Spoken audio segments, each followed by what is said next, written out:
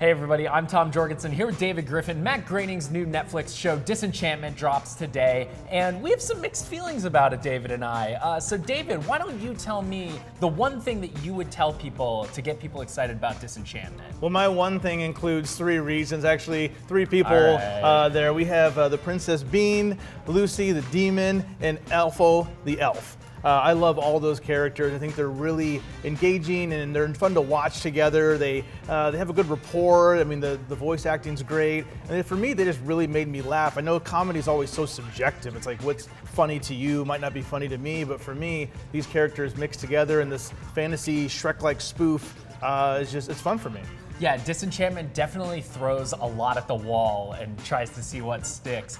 For me, it didn't always get there. I guess my one thing I would tell people is that it certainly does take a while to get going. I definitely found myself through the first 2 or 3 episodes not really wanting to engage with it that much. I couldn't connect to it. The show throws a lot out at you in the first couple episodes. It's not the kind of thing where they let you get to know Elfo and Bean and Lucy and then kind of feed you the world as that sort of core relationship is being built up. They throw basically every single character, side character, main character, otherwise, at you in the first 2 episodes, and it made it a little hard to connect to for me. And it's a much different feel than watching The Simpsons or Futurama because on Netflix, the episodes are longer. Yeah. I want to say the first episode is around 35 minutes, which 35 feels minutes. long because most comedies, animated shows, especially with commercials, are maybe 22, 23 minutes total. Right. And then on top of that, they're telling a big arc.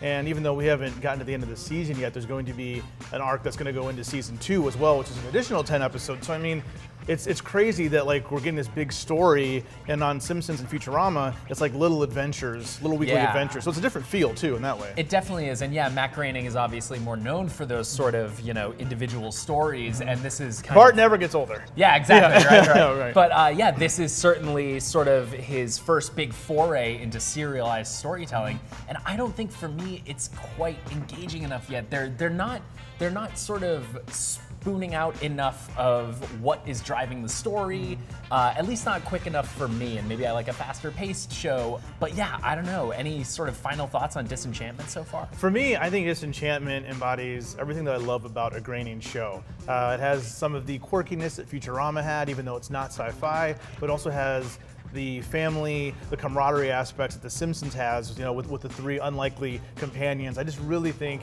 it flows for me, it works. Like I said, I know comedy's subjective, but for some reason for me, everything about it just makes me laugh, and I find myself having a good time in Dreamland.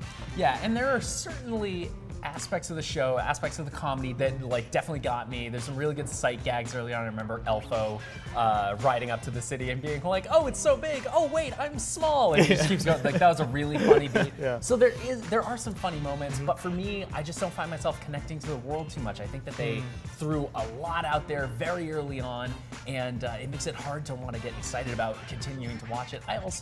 Some of the characters, I do enjoy Elfo, and Elfo is kind of adorable, and so just blissfully unaware of how naive he is, how naive he really is.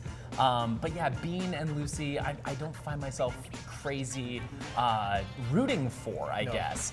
Which does surprise me because, as you mentioned, the voice cast for this show is great. Abby Jacobson, Eric Andre, and Nat Faxon. Yeah. Great trio. But yeah, I guess for me, it hasn't done enough to convince me yet that I need to be, binging through this. That's just me though. And we want to know what you think about Disenchantment. Let us know in the comments. For more on the show, be sure to check out our interview with Matt Groening from San Diego Comic-Con, as well as the trailer for the first season. And as always, be sure to follow and subscribe wherever you like to watch IGN.